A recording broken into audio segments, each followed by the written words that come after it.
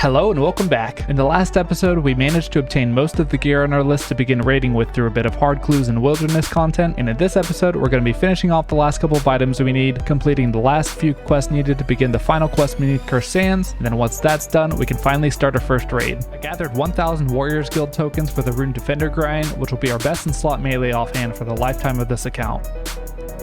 And then after about 1,300 tokens, finally unlock the Rune Defender. Now we only have one more item to obtain on our list, being the Berserker ring, so we'll be heading to the Dagannoth caves to pick one up. Finally able to use the RFD lamp to go from 50 to 52 herb lore. I did some soul wars to stock up on ruby bolts and get a bit of cash. Definitely got a bit less cash than I would have liked, but it'll do for now. I was very lucky and got the Berserker ring at a mere 29 kill count. Let's get this thing imbued.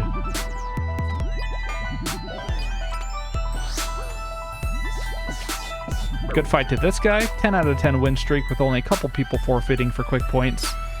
That's 62 agility, just one more skill requirement left for questing.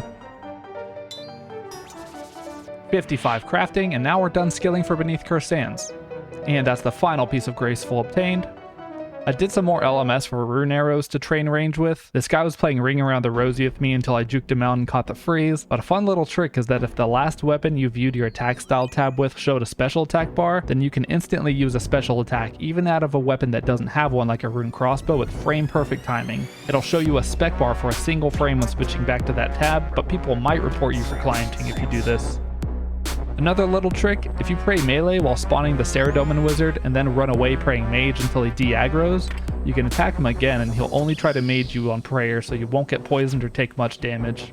We still need to do Icthorin's little helper and contact, so let's get those out of the way now. Forgot to bring a weapon, so I just have to kick this guy to death.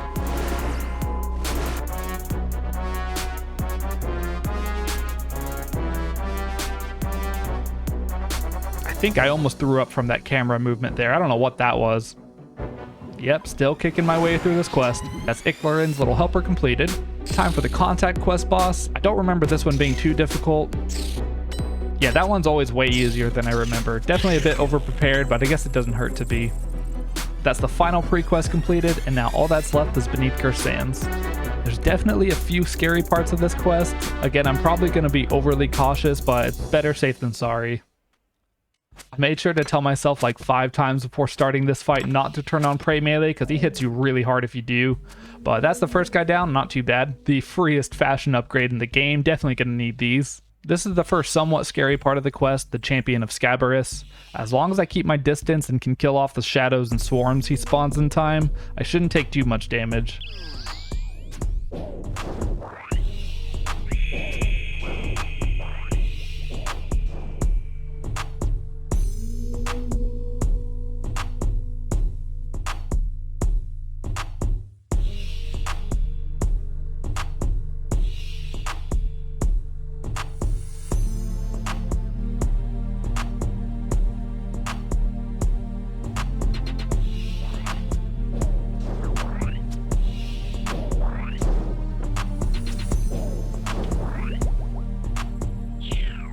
Very rude of him to make me sip another prayer pot at the end there, but honestly pretty free otherwise. Hello, Roger. Have some meat. Okay, we're geared up for the final fight. Bringing a ton of double each just to be safe and stay high HP at all times. I'm not exactly sure what the boss's max hit is, but if you don't avoid his lightning attack or hit him when the screen goes dark, he can hit I think over 70 damage, so let's see how this goes. I can't lie, I'm pretty nervous.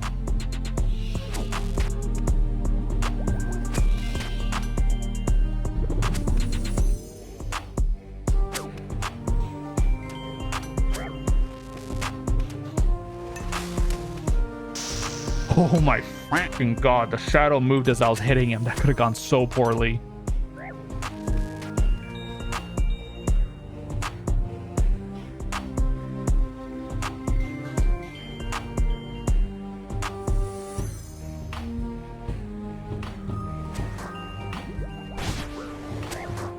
Oh my god, I could feel my heart beating on my chest from that first scare. So glad that's over with. I was more scared of dying to this boss than pretty much anything so far on the account. And that is Beneath Cursed Sands completed, and finally we are able to start doing some raids, and I'm so excited to be at this point. I really still can't believe we're here already. It feels like I died on the first account just yesterday. In my downtime not spent raiding, I'm definitely going to be working towards some more upgrades outside of ToA, but we're pretty much all set to go now. I've done quite a bit of ToA on other accounts, but I'd be lying if I said I wasn't still a little nervous. The biggest thing I'm scared of is my power going out mid-raid, so I might bring a Ring of Life just for the first few. And for those of you who don't know, Tombs of Amascut has an invocation system where you can make the raid as easy or as difficult as you'd like. Anything below level 150 is considered entry mode, where the only rare drops you can expect to get are the Lightbearer, the Asmumpton's Fang, and anything above 150 you have a chance at receiving anything on the rare drop table, with the chance of receiving that rare loot increasing the higher the raid level is. I'm going to start with 150s and see how that goes. Here's the invocations I'm currently using. I'm basically just using the least dangerous ones I can think of for now, but we may tweak these in the future. The raid contains 4 demi-bosses that can be fought in any order, with a puzzle room that needs to be completed before each fight. The Path of Krondus is completed by watering the Palm of Resourcefulness, which you have to dodge obstacles to fill a water container before crocodiles will spawn, stunting the growth of the tree. This leads into a fight with Zebak, who fires ranged and magic projectiles, spreads deadly acid across the room while you're weaving through waves and clearing the acid to avoid taking massive damage from his devastating roar. The Path of Scabrous contains a variety of memory puzzles to solve before facing Kefri, a giant scarab who fills the arena with dung and lobs fireballs you're constantly avoiding. The Path of Atmakin begins with an infamously longer puzzle room where you have to clear 10 waves of baboons using all 3 attack styles, as well as managing tasks within the room. Then is the fight with Baba, who can deal heavy damage even through protection prayers while hurling boulders at you in various parts of the fight. Lastly is the Path of Het, a simple light redirection puzzle that leads into a fight with Akka, who switches between protecting and attacking with all 3 combat styles while you juggle his arsenal of various field mechanics. I'm starting off with Zebak for now. With enough prayer flicking, this becomes a 0 supply use room, and conserving supplies is going to be very important with how long I'm expecting this raid to take.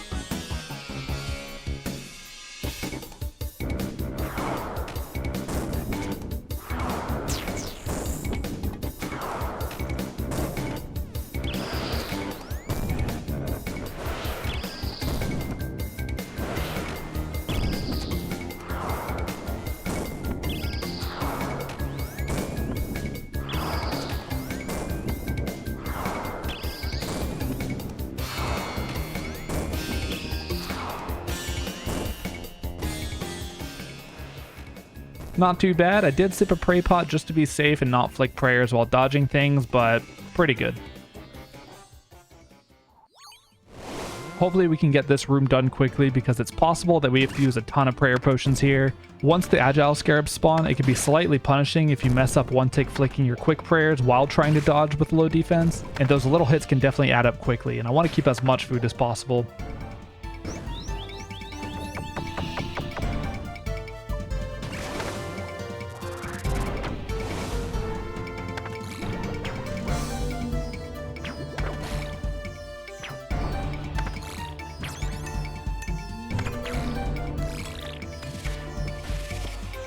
Don't think I'll be able to kill off all the swarms with a 3-tick bow, so I think I'm going to bring a stack of darts next time.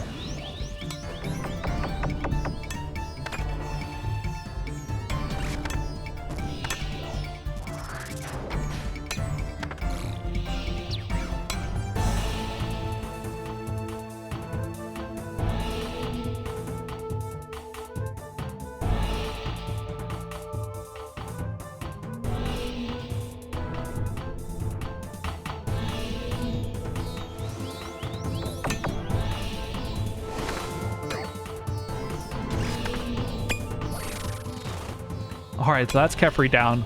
I definitely used a bit more prayer potions than I would have liked to, but hopefully we get some more from the supply bag that we can now claim. Since we don't have any Sarah brews or ranging potions, my plan is to go with Chaos first to get salts, which give a huge boost to your combat stats, and brews to get me through the next 2 rooms as well.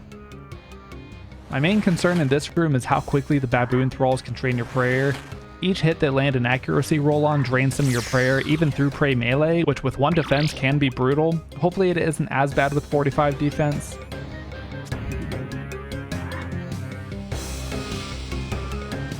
I'm not even going to bother switching out of Dehyde since you pretty much always hit if you're attacking with the right style.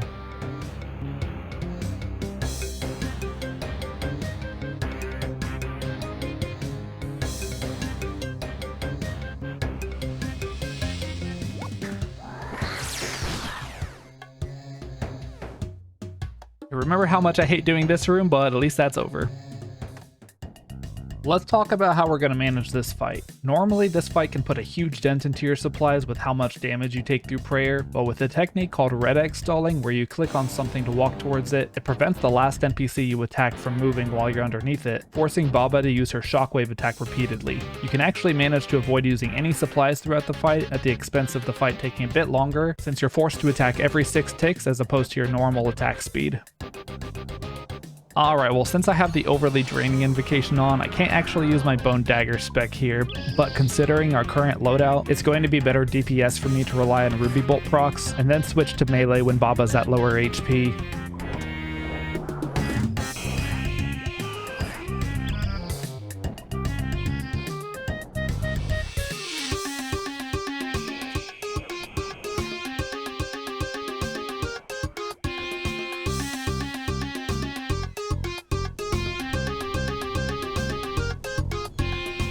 I've seen a few different setups to get back into red Xing during the 2nd and 3rd phase.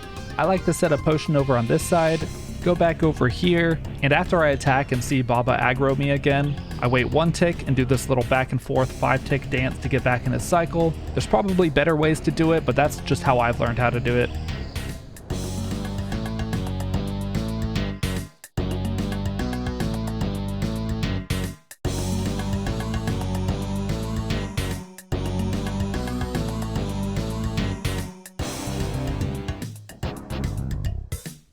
That's Baba down. Very important to collect the big banana afterwards. Yeah, with my mining level, we're definitely going to be 2-downing this room for a while. In this fight, Akka starts with trying to attack you with melee, and when doing so, you can kite around him like so to avoid taking gradual chip damage through prayer. And although mages are worse DPS here, I'm a little more worried about saving as much food as possible since the chip damage is really going to catch up to me here.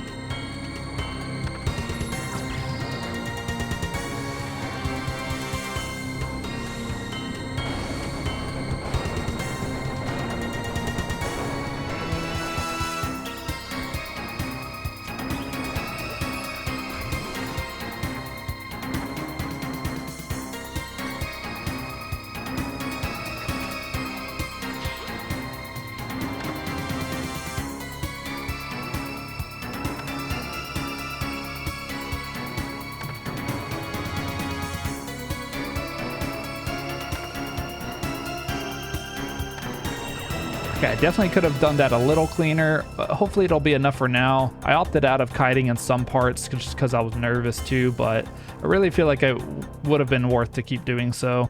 Damn, we only get 3 brews from this chaos here. I definitely want to take it over life because I don't have any salts, but I wouldn't be so worried if I didn't have overly draining on, because thinking about it, it's probably going to be a lot longer of a fight because of that. So now we can move on to the final fight with the Wardens. The final fight starts with an obelisk that charges both Wardens and is basically a DPS check. The longer it takes to bring the obelisk down, the more unavoidable damage you'll take from the Wardens firing their orbs. Afterwards, you'll fight whichever Warden you allowed to charge the most. You'll attack the Warden with either mage or range depending on what it's praying against, while switching your protection prayers and avoiding damage from the field attacks. After the shield is down, you attack the Warden's core with as much melee damage as possible before he recovers, repeating the process until the core reaches 0 HP. The final part of the fight is with the remaining Warden, who will send a damaging blow through different sections of the field, ending with a chaotic final phase of constant dodging, prayer switching, and resource management. Alright, here goes nothing. I'm really hoping my ruby bolts can pull through here.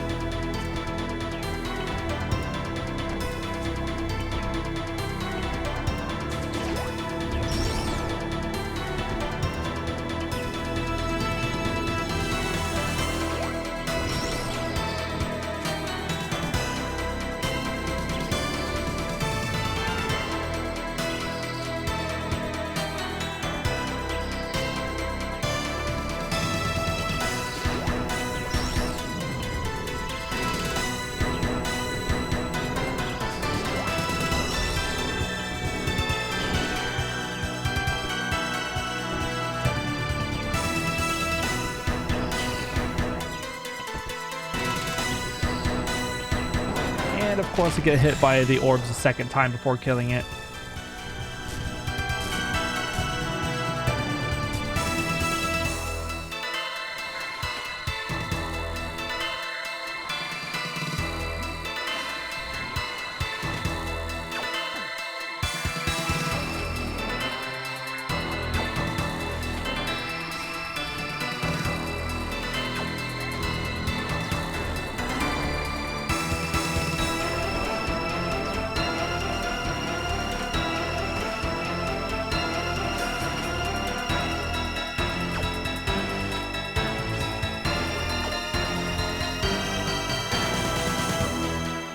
I think using overly draining was a bad idea. I don't even know why I brought my DDS with that on.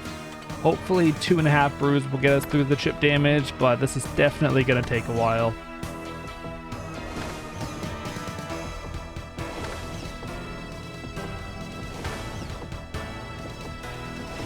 Wow, I did like no damage there. This is not looking good.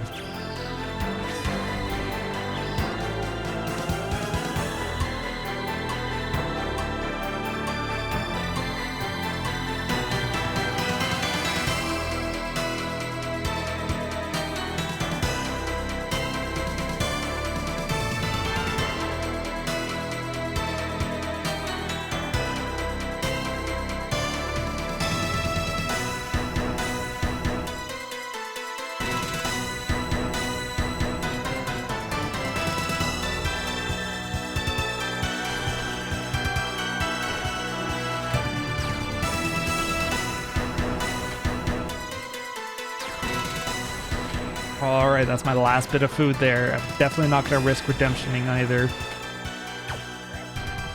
Yeah, I have to telly. Damn. Well, at least I know what to do differently now.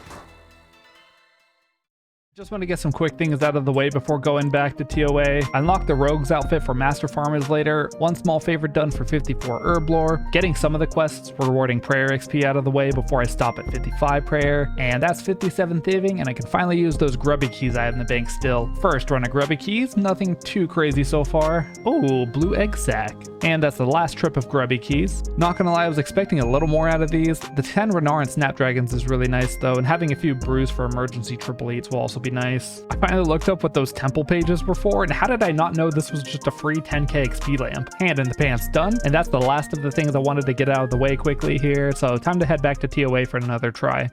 I brought Ancients this time for blood spells, which should save us a lot of food at Akka and speed up the monkey room a bit. I'm also going to do Baba second this time to have salts during Kefri and hopefully speed up that to use fewer prayer potions. Easy peasy.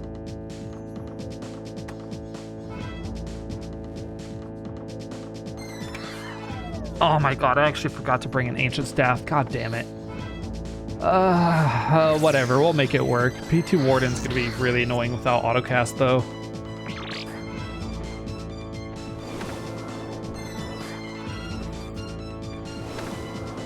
Goodbye, Baba.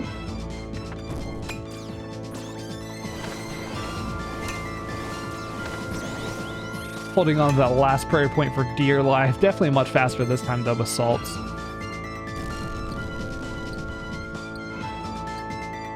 No! 3 down Akka puzzle, how fun. The animation delay on Blood Blitz makes this way more terrifying than it should. Yeah, we're looking way more cozy on brews this time around, thankfully. I don't heal off of Wardens with Blood Blitz, but it still gives me the same max hit as Ivan's Blast, just a lot more expensive.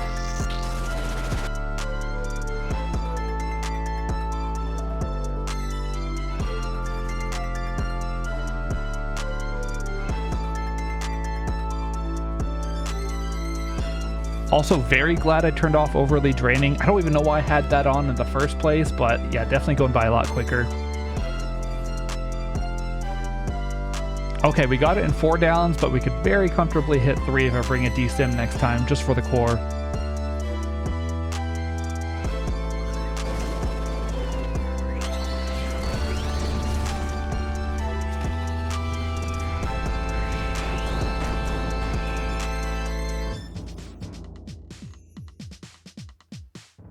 I considered doing Insanity for the free 50 invocation levels, but the idea of having to throw away the whole run if I lag at some point during skulls just sounds awful.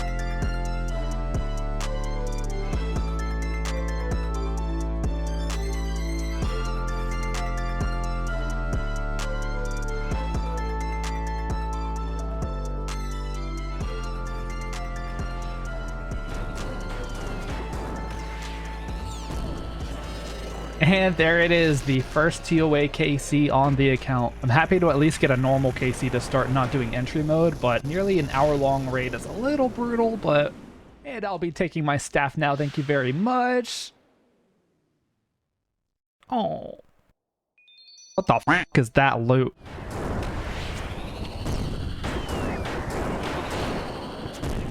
KC number 2 for no purple. I will take those Snapdragon seats though.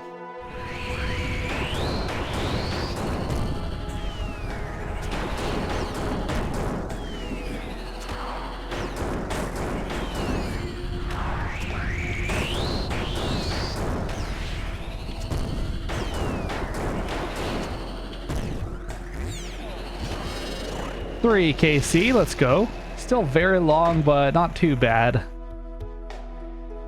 Okay, this one we're gonna milk. Yes, sir. God damn, look at that beard. Give it a slow walk. Slow walk to the chest on the right with the Man's key. milking me like a teat. No, don't look at the key. Don't look at the key. Oh, yeah. Don't look at the key? Alright, we're gonna look at the key. Look at the key. Wait. Wait. Wait. No way. Oh my god. No way. See it? Let's see No it. way, bro. Oh my god. Oh my way, god. dude. Holy.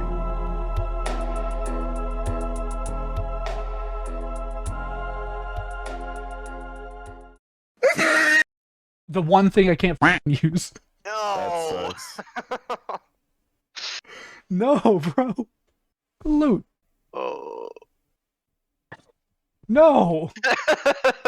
Giving me a ward. Come on, bro. What? Belongs in the trash if you ask me.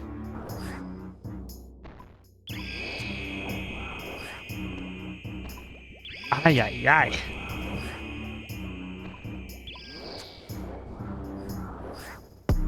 That was very much not a risk worth taking, but if I'm anything, it's stubborn.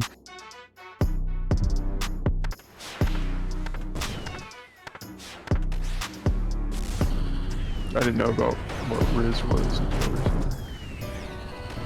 I just don't Hell's Riz. Apparently it's charisma.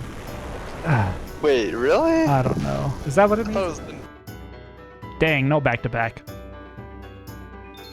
Oh, hey, that's nice to get. Actually, some decent loot, too. Ah, yes, of course. I need 15 crafting levels to use the rune pouch. Come on, man. Like, I'm here. I'm doing the raid. Just let me have this. Come on. Alking this Gumby-ass looking shield into 3 million gold doubloons, since I have no use for it. Since ancients are definitely going to be a lot more expensive, I'm just going to stock up on some runes now. I think I only have enough prey pots for like 1 or 2 more runs. Hopefully we can get a Renar seed drop from one of them.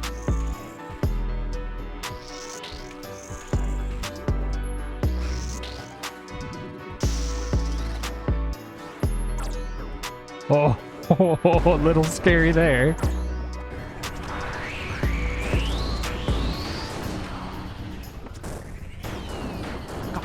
Damn, that was smooth.